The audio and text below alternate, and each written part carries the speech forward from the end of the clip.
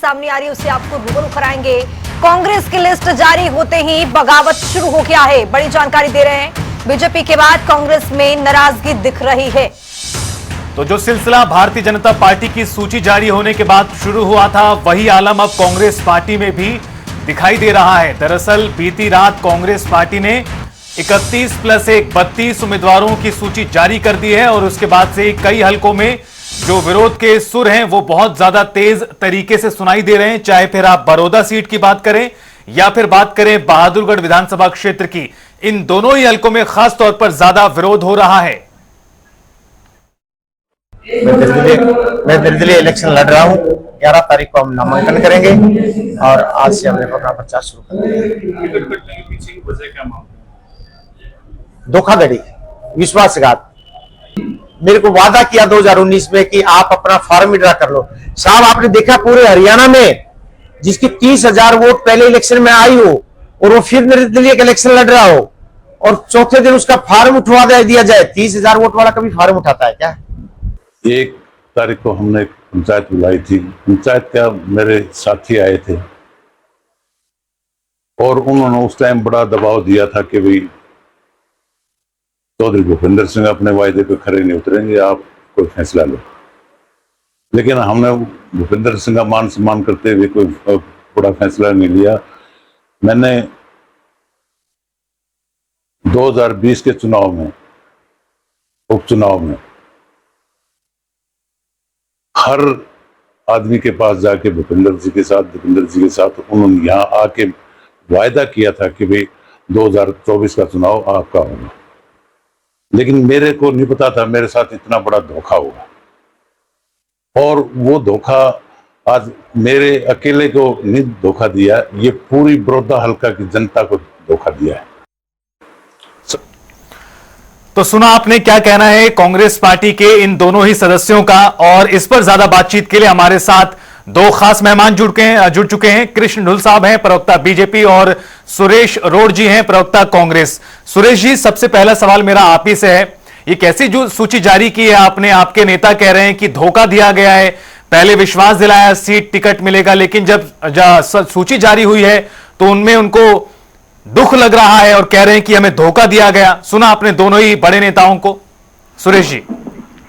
नहीं, देखिए, कोई भी पार्टी, चाहे कांग्रेस हो चाहे बीजेपी हो, जब सूची जारी करती है तो अपने मापदंडों के ऊपर करती है। कांग्रेस पार्टी अपनी विचारधारा के ऊपर प्रत्याशियों का चयन करती है और कहीं जैसे आवेदक ज्यादा हो, और कांग्रेस पार्टी ने तो इस बार आवेदक हद से ज्यादा है। 3,000 के लगभग आवेदन पत्र आए हुए हैं, आपको पता है। तो ऐसे में कहीं ना कहीं सभी को तो संतुष्ट नहीं कर सकती पार्टी। टिकट तो एक को ही मिलती है। लेकिन मैं ये आपके चैनल के माध्यम से बात आगे से बताता हूँ, कांग्रेस पार्टी ने कहीं भी ना तो एक कांग्रेस की विचारधारा से समझौता किया और ना ही जो, देखिए, सभी को तो दे नहीं सकते, बात वही आती है। लेकिन किसी जैसे भारतीय जनता पार्टी में जो कोई 15 मिनट पहले भी ज्वाइन करता है उसको टिकट थमा दी जाती है। ऐसे बाहरी लोग को भी कांग्रेस पार्टी ने अपनी विचारधारा और समर्पित जनता के प्रति भी जवाबदेही रखते हों, ऐसे लोगों को मैदान में उतारा है। लेकिन सुरेश जी, आप कह रहे हैं कि 15 मिनट पहले पार्टी ज्वाइन कराई, उसे टिकट दे दिया। दो बड़े चेहरे हैं आपकी पार्टी में भी, उनमें से एक को आपने भी टिकट दिया है, विनेश फोगाट को। दल बदलू में भी कई नेता शामिल हैं। नहीं, विनेश फोगाट का एक अलग चीज है जी, अलग क्योंकि वो एक सेलिब्रिटी, उन्होंने देश का नाम जो है वो रोशन किया है पूरी दुनिया के अंदर। तो उसको आप उस कंपैरिजन से नहीं देख सकते जो भारतीय जनता पार्टी ने जिस तरीके से अपने यहाँ तक किया, उसकी बात अलग है। बिल्कुल। सुरेश रोड जी, सुरेश रोड जी, जिस तरह से देखा जा रहा है कि महज 30 और 31 लोगों के उम्मीदवार का नाम का यहाँ पर ऐलान किया गया है, इस तरह से लोगों की नाराजगी सामने आने लगी है, इसको आप कैसे, इसको नुकसान होगा पार्टी में, किस तरह से मजबूती के साथ आप लड़ेंगे, इसको आप कैसे देख रहे हैं? नहीं, कोई नाराजगी नहीं है। देखिए, एक स्वाभाविक प्रतिक्रिया है। हमारे यहाँ पर ऐसे भगदड़ नहीं है जैसे भारतीय जनता पार्टी में मची है। और जी। कांग्रेस पार्टी के सारे नेता एकजुट की रही और चुनाव जीत कर सरकार बनाएंगे, ये सुनिश्चित है बिल्कुल। ठीक है जी, आप कह रहे हैं कि बीजेपी जैसा हाल अभी कांग्रेस में नहीं है। उसका कारण यह भी है सुरेश जी, चूंकि कांग्रेस पार्टी ने सिर्फ 32 नाम ही ऐलान किए, उसमें से भी 28 विधायक हैं। चूंकि ये तो नाम पहले से तय माने ही जा रहे थे। ठीक है, कृष्ण ढुल साहब जुड़े हुए हैं हमारे साथ।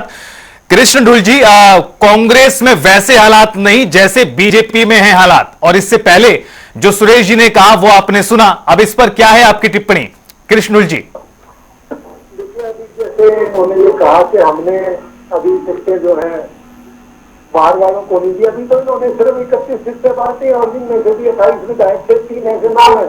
एक इनमें रामचंद्र काला तो इनके है ही नहीं, वो तो बाहर से ही आए हैं जी। आते, उनको टिकट दिया इन्होंने। दूसरा विनोद फोगाट, उसको इन्होंने ये कह दिया कि जी हमने तो सेलिब्रिटी है इस नाते टिकट दी है। तीसरा उदय गांधी जो अभी इनके विधायक नहीं है, तो अभी तो इनकी जो बची हुई 59 सीट है वो आएंगे और फिर उनका बात होगा। दो लोगों ने तो अभी इनके जो मजबूत लोग थे उन लोगों ने वो पार्टी छोड़ दी है, राकेश जून जी बहादुरगढ़ जी। से और एक कपूर नरवाल बड़ौदा से। तो अभी जो जो कहते हैं कि भाई दूसरों पे अभी असली परीक्षा होना बाकी है। ढुल साहब, आप कह रहे हैं कि अभी असली परीक्षा बाकी है? बिल्कुल परीक्षा बाकी है। और हमारा तो देखिए, हमारे पार्टी में जो इंटरनल आपस का झगड़ा था वो हो लिया, गुस्सा शांत हो लिया, कार्यकर्ताओं को बनाने पे लगे हुए। इनका तो अभी चरण शुरू हुआ है और चुनाव आते आते तो इनके लिए किस प्रकार की घटना सबसे ज्यादा। अब ये कह रहे थे कि भाई हमने विचारधारा से जो हमारे लोग हैं उनको टिकट दिया, जो मेरी स्टेज को दिया, तो भाई 20-20 हजार रुपए क्यों इकट्ठे करे थे? सबसे तो आपने 20-20 हजार रुपए लिए थे जब आपने ये पता था। अभी तो लोग इस बात का भी विरोध करेंगे क्या कांग्रेस इतना टोटा आ गया था कि उनसे 20-20 हजार रुपए इकट्ठे करने पड़े, और फिर क्या उनके ये 20 हजार रुपए वापस करेंगे जिनसे 20-20 हजार रुपए लिए हैं? और फिर कह रहे 100 लोगों ने आवेदन कर दिया, तो क्या जिन 100 लोगों ने आवेदन किया है और उनमें से एक को टिकट मिली है, तो जी। क्या ये चैनल पर ये मानेंगे कि उन 99 लोगों के ये 20-20 हजार रुपए वो इकट्ठे करें वो वापस देंगे? जी। इस प्रकार की बातें तो फीस रख रखी है क्या इन्होंने? ये क्या था ये बताएं कि 20-20 हजार रुपए किस बात के लिए इन लोगों ने? कृष्ण ढूल जी, लेकिन सवाल ये है अपने आप में कि जिस तरह से आप भाई भतीजावाद का गंभीर आरोप आप कांग्रेस पार्टी पर लगाते रहे, लेकिन 67 उम्मीदवारों को जिस तरह से लिस्ट यहाँ पर जारी की गई है, उस लिस्ट में तो ज्यादातर अधिकतर लोगों को देखा गया है कि बीजेपी पार्टी भाई भतीजावाद की यहाँ पर बढ़ावा दे रही है। हमने कहा भाई भतीजावाद पर बढ़ावा दिया? जो लोग पुराने इनकी पार्टी के दिग्गज थे वो आए, हमने उनको टिकटें दी है। जो लोग मेरिट बेस पर स्टैंड करते हैं, जिनका अपना एक वर्चस्व है, वो स्टैंड करता है तो उसको दिया है हमने। उसमें भाई भतीजावाद कहाँ से आ गया? आरती राव को टिकट देना, अगर भाई भतीजावाद होता तो हम जाकर के अभी हमारे कृष्णपाल गुर्जर जी उनके बेटे को टिकट देते। हमने अगर भाई भतीजावाद करना होता तो हम अपने परिवार के लोगों को जो हमारे विधायक रहे हैं, मंत्री रहे हैं, उनको टिकट देते। कहाँ हमने किसी को टिकट दिया? हमने किसी को भाई भतीजावाद किया? हाँ, एक तो श्रुति चौधरी को टिकट दे दिया, आरती राव को टिकट दे दिया सर, कई ऐसे और नाम शामिल हैं। देखिए श्रुति चौधरी अर्ची वो सीट कदीमी सीट है, उसी सीट से वो तो उसकी माँ, तो वो उन्हीं की सीट है, वो उनको देनी थी। आरती राव सीट तो ये है कि उनका पिताजी का मतलब। लेकिन परमार साहब का वीडियो ढोल साहब आपने देखा होगा ना, तो शान से ही आते हैं। परमार साहब की वो तस्वीरें तो लगातार वायरल हो ही रही हैं। वो कह रहे हैं कि 2019 में लड़े थे लेकिन इस बार पार्टी ने धोखा दे दिया। खैर ठीक है, मैं लौटूंगा आपके पास। सुरेश जी, आप एक जरा इस सवाल का जवाब दीजिए। इतना लंबा मंथन हुआ, कहा गया भाई 80 सीटें लगभग क्लियर कर ली गई हैं, लेकिन जब सूची जारी हुई तो उसमें सिर्फ 31 नाम ही पहले सामने आए, उसमें से भी 28 विधायक, उसके बाद एक नाम को और जोड़ दिया गया। इतने मंथन के बाद भी कांग्रेस पार्टी इसी स्थिति में पहुंच पाई कि सिर्फ 32 नाम ही जारी करने पड़ रहे हैं। तो डर तो कहीं ना कहीं कांग्रेस के अंदर है। यही कारण है ना कि ये भी सारे उम्मीदवारों के नाम तय नहीं कर पाई है कांग्रेस पार्टी, ना ही सार्वजनिक कर पाई है। सुरेश जी, नहीं, इसमें कोई बड़ी बात नहीं है। जो मंथन है वो हो भी चुका है और मंथन चल भी रहा है। और आपके सामने आजकल में ही दूसरी सूची भी आपके सामने आएगी और जिसमें जिताऊ और टिकाऊ उम्मीदवार आपके सामने कांग्रेस पार्टी कोशिश करेगी। बाबरिया साहब ये क्यों कहना पड़ रहा है? सुरेश जी, जरा इस चीज का भी जवाब दीजिए। बाबरिया साहब को अभी से ये क्यों कहना पड़ रहा है कि आपकी इच्छाओं पर मैं पूरा खरा नहीं उतर पाया, उसके लिए माफी मांगता हूं, वो इमोशनल हो जा रहे हैं। अभी तो सारे नाम भी सामने नहीं आ पाए, उससे पहले ही अगर प्रदेश प्रभारी की ऐसी स्थिति है तो क्या ही अंदाजा लगाया जाए, फिर तो बीजेपी सवाल उठाएगी। पर्टिकुलर किसी कॉन्स्टिट्यूएंसी के लोग, जैसे जहां तक मेरे को जानकारी है, किसी एक विशेष कॉन्स्टिट्यूएंसी के लोग उनको मिले जिन्होंने कहा होगा कि हमारा दावा बनता था। कई बार ये हो जाता है, तो बादल जी ने यही कहा होगा कि भाई आप इस पे मैं एक नहीं आपको एक तरह से टिकट दिला पाया।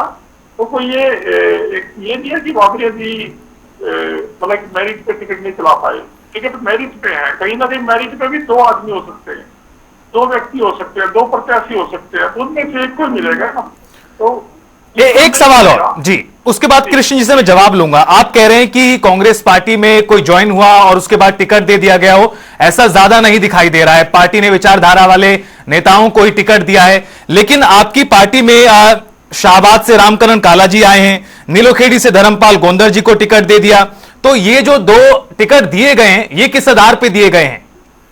ये जिताऊ और टिकाऊ की बात आपके चैनल पे हमने बार बार की है। ये लोग जिताऊ हैं क्योंकि शाहबाद में और नीलोखेड़ी में शायद मतलब एक इनके कद का कोई नेता पार्टी के पास कोई नजर नहीं आया। तो टिकट ये भी मेरिट पे देखिएगा। कहीं भी आप हमने जीतने वाले प्रत्याशी भी मतलब चयन करने हैं, तो इसमें कोई वो नहीं है कि मैं ये नहीं कह रहा कि दूसरे प्रत्याशी नहीं जीत पाते थे, लेकिन इनका कद वहां पर क्योंकि पूर्व विधायक। चलिए सुरेश जी, बच कर आप बात तो रख ही रहे हैं, तमाम चीजों पर बचने की कोशिश कर रहे हैं आप। ढुल साहब, एक समाप्त करते समय एक आखिरी सवाल आपसे। कांग्रेस पार्टी की क्या स्ट्रेटेजी आपको नजर आती है, या फिर ये डर से बचने के लिए इस तरह से सिर्फ 32 नामों का ही यहां पर ऐलान हुआ है? कृष्ण ढुल जी। देखिए, पहले तो कांग्रेस तो डरी हुई इसी बात से अंदाजा लगा लो कि जो ये रोज और मैं कितनी बार आपके चैनल पर भी बार बैठे होंगे और लोकसभा चुनाव में भी हम बैठे, अभी भी बैठे हैं। इन्होंने कहा कि बहुत कांग्रेस जो है मजबूत है। 3000 लोगों ने आवेदन कराया है। तो क्या कारण है कि आज भी गठबंधन करना पड़े है इनको? क्या कारण है कि अखिलेश को भी ये टिकट दे रहे हैं? क्या कारण है कि आम आदमी पार्टी को भी अपनी सीटें दे रहे हैं? क्या कारण है कि इनके पास जब 100 अप्लाई कर रखे हैं, इनके पास कैंडिडेट 100 आ गए, तो फिर भी उसके बावजूद भी इनको धर्मपाल गोंदर का सहारा लेना पड़ रहा है, रामकरण काला का सहारा लेना पड़ रहा है। हमने अगर टिकट दे दी तो हम लोगों ने बिकाऊ हो गए। हमने अगर उनको टिकट दे दी जो स्थानीय विधायक रहे हैं, तो हमारे ऊपर आरोप है। आपकी देखिए ना कि आपका दामन कितना काला है। आप दूसरों के उजाले कपड़ों की तरफ तो ध्यान देते हो, आप अपना खुद का भी देखो ना भाई। चलिए, अगर ये कोई पार्टी ही है तो रोज साहब इस पर ये मानना चाहिए कि ठीक है भाई, सभी ऐसा कर रहे, तो हमने भी ऐसा कर दिया। ठीक है, दोनों पार्टियों का रास्ता एक ही है, क्योंकि दोनों तरफ से तर्क तो यही दिया जा रहा है। बहरहाल ढोल साहब आपका भी, और जी राजनीति ही है ये भाई।